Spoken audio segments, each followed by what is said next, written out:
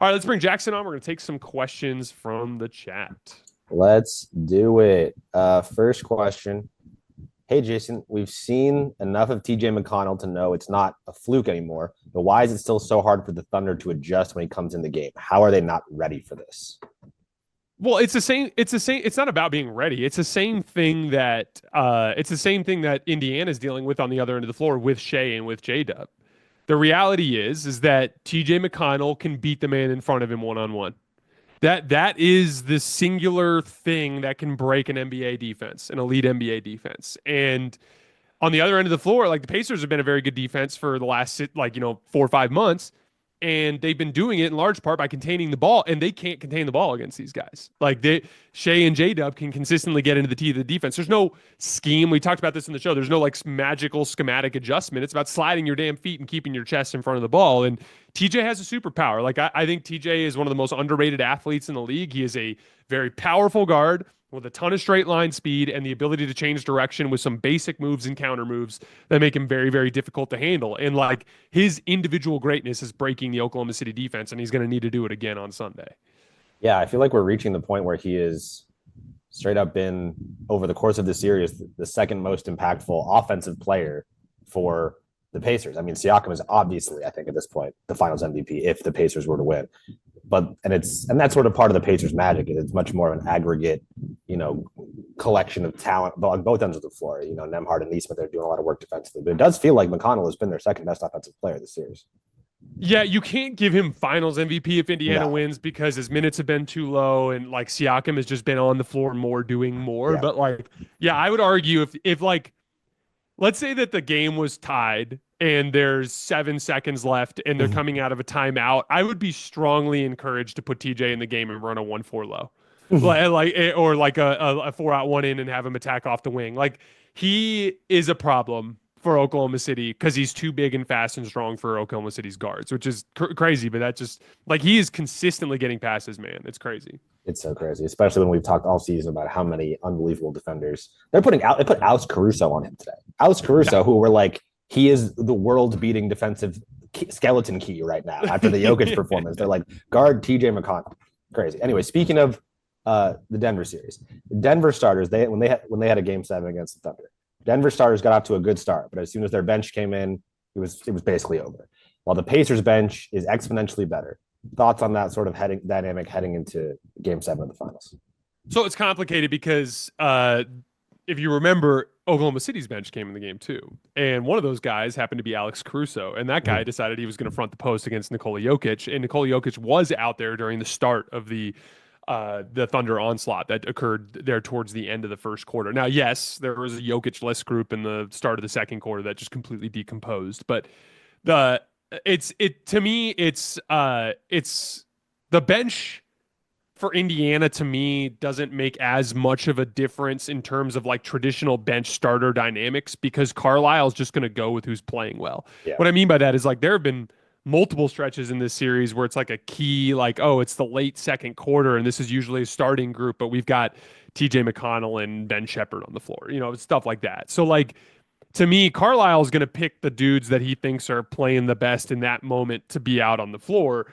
To me, it's when Oklahoma City starts to leverage, like when they start with Hartenstein and Chet, they're a little bit slower. They're not as good with their ball pressure. When they bring in Kason Wallace, when they bring in Alex Caruso, when they really start swarming and pressuring like crazy, it's just about Oklahoma City not soiling themselves the way they did. They had 8 turnovers in the fourth quarter of game 5. And that's what you got to be prepared for is Oklahoma City is going to bring just the most hellacious defensive punch that you can possibly imagine in game 7. And they have to not get rattled. And to me, an easy way to counter that is they've got to bring their hellacious defensive punch. And they got to try to rattle Oklahoma City's offense enough to get out in transition. Yeah. It'll be really interesting to see if they start Caruso or not. Like they started him in the second half today. They've done that at times in the playoffs. It'll be interesting if they start him to start the game or not. I would too. I would. It's not fuck around time anymore. No. Like you are officially in single elimination territory, and the trophy, you could lose the trophy. You got to start your best 5. And Caruso's clearly their best 5th guy. I think series, definitely. Yeah. Next question. If OKC loses, would you consider it a big choke job? Or would you, I guess a better way to phrase it is, would you think of it more as a big choke job from OKC or as a sort of superhuman, valiant effort from the Pacers front? It's obviously a combination of those, but. Yeah, it's you know, on its face, very simply, if a minus 700 favorite before a series loses, it can't be anything other than a giant choke job. Especially when you look back to what happened at the end of game one when you had a substantial lead and you end up blowing that game. I think it's a little bit more complicated for me because everyone on the roster is so young. So for instance, like let's use the most iconic choke job in the history of the NBA, the 2011 Heat. Like they had vets on the roster. Yeah, it was a clunky roster, and they hadn't really figured out how to like space the floor, and they were playing two bigs, and LeBron was playing the three, and it wasn't perfect by any stretch of the imagination. But what happened in that series is LeBron decomposed, and Dirk hit a level that was crazy, and it ended up leading to one of the biggest upsets. Shea has had his downs in this series, but he's also had some massive ups. And I think Shea's been particularly good in the pivotal moments. You lose game two, you lose the series. He was awesome. You lose the final minutes of game four, you lose the series. He was awesome. You lose game five, you lose the series. He was awesome. So like to Shea's credit, he hasn't had like that type of thing. To me, what's happening in this series on the Oklahoma City front is more a testament to just the stuff I've been preaching about all season. Every time I've talked about the Thunder all season, I've said the same damn things every damn time, which is they have this obvious upside. The metrics are there. Everything looks great. All of your conventional wisdom would lead you to believe this is the NBA champion, but they're a bunch of kids relative to NBA players. Relative to other NBA championship teams in NBA history tells us this team loses.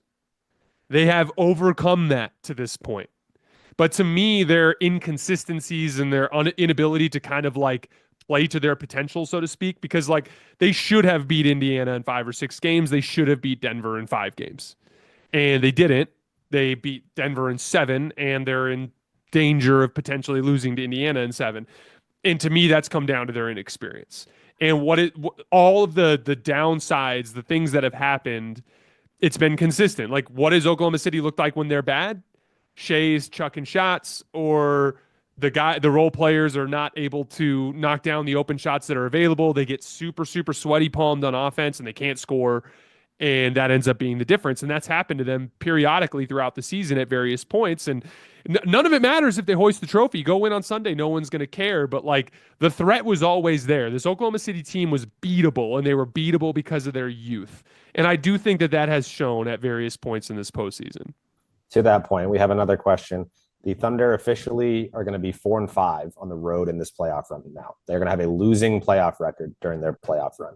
This has happened before in NBA history. It wouldn't be the first time a champion has a losing playoff record, but it doesn't happen that often. And that, certainly speaks to their youth. Would that, if they, on the flip side of this sort of conversation, we talk about if the Pacers win, if the Thunder win in game 7, would that losing playoff record be a blemish as we think about them as one of their, we talked a lot during the regular season. Is this one of the great teams in NBA history? Would that be a blemish to you for their playoff run? I wouldn't call it a blemish. To me, it's especially for a team that's one of the great teams. It is always a little clunky in that first playoff run, your first like really deep playoff run. So for instance, like even for Boston in 2022, for example, which I would qualify as their first big playoff run, right? Mm-hmm. Theoretically not, because they had other conference finals runs, but let's focus in on that one in particular. Like you have the shakiness against Milwaukee, you have the shakiness against Golden State, and you end up eventually losing against Golden State. Like typically in those first few runs, a lot of your youth shows, your inconsistencies show. I've been saying all year, this is the year to beat Oklahoma City, because all that's going to happen is Chet's going to get better and J-Dub's going to get better. And I think even Shea has learned a lot of valuable lessons in this series. And there's been these obvious like differences in approach from Shea in his good games and in his bad games throughout this entire playoff run. And like any young basketball player, he's just taking in data and he's learning, and he's going to learn how to like repeat the stuff that works and avoid the stuff that doesn't. And so to me, like in the same way that we look back on the Warriors, even though they were shaking in 2015, they fall down 2-1 to Memphis. I think they were down 2-1 to Memphis. They were down 2-1 to Cleveland. I think that was the only two series they trailed in, but like didn't look like the most dominant playoff run for a team that won what 67 regular season games the way they did, right? So like I mean they won one fewer game than Oklahoma City did, right? And what do we look back at as that team as? We look at that as the young Warriors. That was the one they stole, right? Like that was the one that like I think a lot of people think like if the Cavs were healthy, like maybe that ends up being a different series. That one maybe. But later on, as they got older, as they got more experience, it's like all of a sudden they were the team that was beating the 68 or 65 win Rockets and beating the more electric regular season teams because all of a sudden they were the savvy vets who had been in all these big moments and they're just more comfortable in those spots. And so to me, I think we'll look back like if Oklahoma City wins on Sunday, which I believe they will. If Oklahoma City wins on Sunday, it's just going to be their first title. And yeah, if they have a dominant one after, like if they go back next year and they go 16-3, no one's going to care that they had a tough playoff run in 2025. As is always the case, you can legitimize your success with repeated titles. Celtics fans will always cling to the 2024 title as one of the as like an all-time great team, but if you're going to convince the masses of anything, it's multiple titles, and that is ultimately the unassailable thing that OKC needs to accomplish. Last question before we go over to playback. You sort of just touched on it, but DraftKings has the Thunder as an 8.5 point favorite in Game 7. How would you lean there? It's a good number. Obviously, Vegas is Vegas for a reason. Yeah, I would take Oklahoma City and the spread.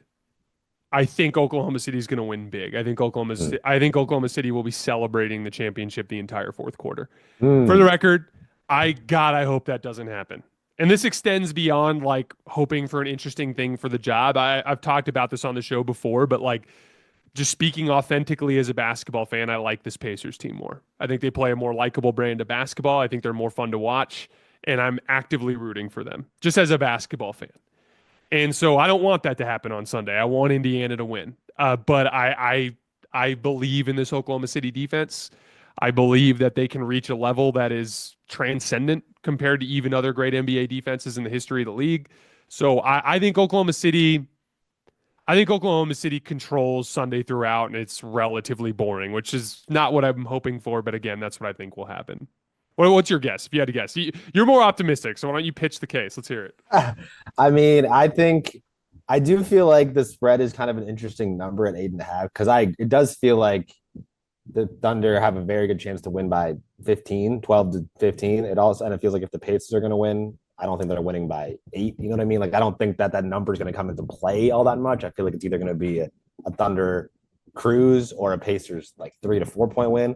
But I don't know. I mean, I think today's game is a bad time to have a true stinker. You know, Oh, yeah. Like it definitely feels like something a veteran team would do more than a young team, maybe like punt a game. But you're not punting any games in the NBA Finals, right? Like it's the NBA Finals time. You have a chance to close out on the road. And the Pacers building that kind of confidence. The Nembhard and Nesmith offensive performances tonight are definitely really, it's a positive sign for the Pacers.